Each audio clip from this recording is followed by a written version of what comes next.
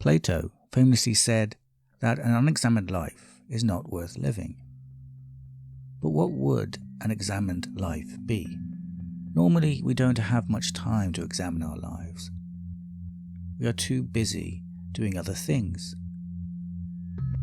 We imagine it might only be philosophers who have enough time to examine their lives, but we don't. Plato tells the story of the first philosopher we know about, Thales. He was so busy looking at the heavens above him that he didn't see a hole beneath his feet and fell into it. A Thracian girl came by and, seeing him in the hole, laughed at him. I imagine that is what people still think about philosophers today. They are the kind of people who have their heads in the sky and can't see what's beneath their feet. The last laugh might be on Thales, though. As Aristotle recounts, who was a student of Plato, Thales was looking at the heavens to predict the weather. He forecast that the next olive harvest was going to be very good indeed, and so he invested in olive presses and made a killing. The first philosopher was also a futures investor. I don't think either Plato or Aristotle are suggesting that is the point of doing philosophy, though. To make money, or as we might say, to have a career. That isn't what an examined life is for. They recommended philosophy because they thought it would make you a better human being, which no money can buy. In this way, philosophy, to borrow a phrase from the French philosopher Pierre Hadot, is a kind of spiritual exercise. We must be careful about what we mean by spiritual here. It is certainly not some kind of self-help, or, worse, a pseudo-mystical experience. Quite the opposite, in fact. Philosophy requires rigorous self-discipline that Plato believed most of us would not be capable of. Such a discipline starts with a desire to know the truth, but also an awareness that you lack knowledge of what the truth is. At the end of another dialogue, the Symposium, Plato tells a story about how the god Eros was born from poverty and resource, someone who has everything cannot desire, but equally someone who is certain about everything cannot gain knowledge. The philosopher exists between the mortals and the divine. She seeks the truth, but knows that she might never discover it. And the search for wisdom is an endless task. If we were honest, we rarely, if ever, seek the truth about ourselves. Don't we have the same opinions as everyone else? The same taste in music and literature? The same values and beliefs? Do we not sleepwalk through our lives? Most of the time we are both bored and distracted. We fill our lives with stuff we don't need and do things that we're not really interested in. Why do we not have the courage to be ourselves?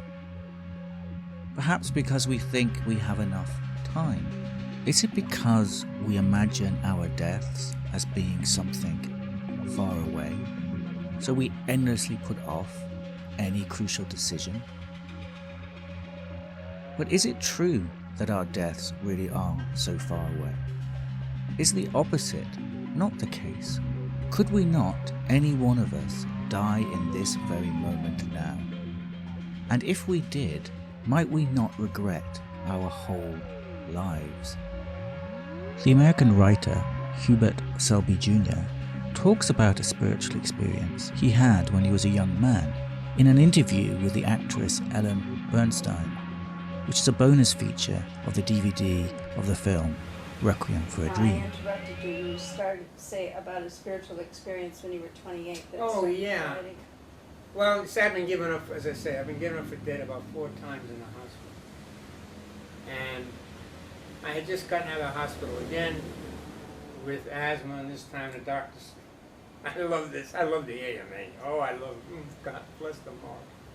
I was in the hospital, and this so-called specialist came, and he didn't come in the room, he just stood out in the hallway. And he said, there's nothing we can do for you, you don't have any lungs, and you just can't live, go home, sit down and take it easy, and you know, you'll be dead. And he walked away and sent me a bill. I love him. I dearly love the AMA. But you see... Do I detect a note of irony? I have such a rotten attitude that I refuse to die. Don't tell me what I'm going to do. So I'm still here. But I went home, and I was living behind a barber shop at the time. And I remember having this experience. Now at the time I didn't realize it was a spiritual experience, but that's what it was. And as such, as you know, those experiences are far more real than any experience you can have on this level of consciousness. Just every cell of your soul is boom. And at the time of the experience, you're connected to experience. So, but I didn't know that at the time, so in retrospect, I understand that, but I knew that someday I was going to die. And it wouldn't be like had been happening, almost dead, and somehow I'd stay alive. But I was going to die. And just before I died, 2 things would happen. Number 1, I would regret my entire life. And number 2, I would want to live my life over again, and then I would die. And that terrified me. Oh, what a thought. To live your whole life, whatever it is, 60, 80 years, 135, whatever. And at the end you look at it and say, I blew it. I blew the whole thing, and then you're zapped. So I had to do something. I had to do something with my life. So I knew I could never go to school. I mean, I finished the 9th grade. I'm not totally without schooling. But that was enough for me to know I just can't take it. So I knew I could never be a composer or anything that required me going to school. But I knew the alphabet. So I figured I could write. See, He has been given up for dead by his doctors. But that is not the experience of death that he is stressing in this interview. Not death as a fact of life, but death as a possibility. He imagines himself on his deathbed at the end of his life, and regretting his whole life. And in that very moment, when he wishes he could live his life again, he dies. It is these 2 moments that are terrifying. 1, that he would wish to live his whole life again, and 2, in that very moment that he wishes he could live his life again, he dies. It is this terrifying experience that forces him to do something with his life, facing the possibility of his death. He says, quite humorously, that it is in that moment he decided to become a writer, because at least he knew the alphabet. I imagine it was the constant terror of that spiritual experience that gave him motivation to stick to the task of becoming a writer, not wasting his life, not regretting his life. Don't we all waste our lives? Do we ever face the possibility of our deaths? In this very moment now, listening to this, do you wish you were doing something else? If you died in this very moment, would you regret it? And if you could imagine this possibility, would you have the courage to become yourself, like Hubert Selby Jr. did? Of course, it is very different talking about this experience as opposed to living it. In recounting Hubert's spiritual experience, I do not fear any terror. And no doubt when he recounts it to Helen Bernstein, he did not feel the terror either. It's in the very living of it that he felt it when he was a young man. I think that what Plato means by the examined life, what Plato means by philosophy, is identical to this spiritual experience that Hubert Selby Jr. talks of.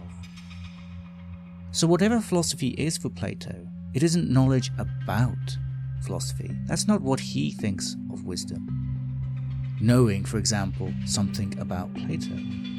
Rather, philosophy is much closer to a spiritual experience in which you as an individual face the true meaning of your life, and in that moment have the courage to be.